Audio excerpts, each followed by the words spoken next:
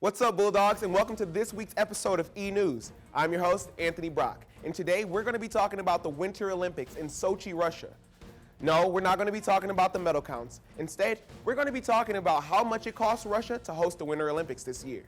The estimated cost is about $51 billion. That's $11 billion more than the 2008 Summer Olympics in Beijing, China.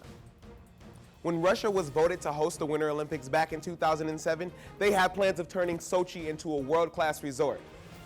Only problem is, with recent suicide bombings, there's been a sudden rise in fear.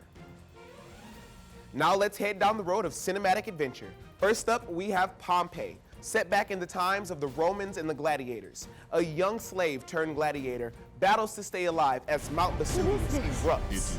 It's got it all: action, adventure, romance, and it's sure to be edge of your seat entertainment. We lived in the shadow of a greater power.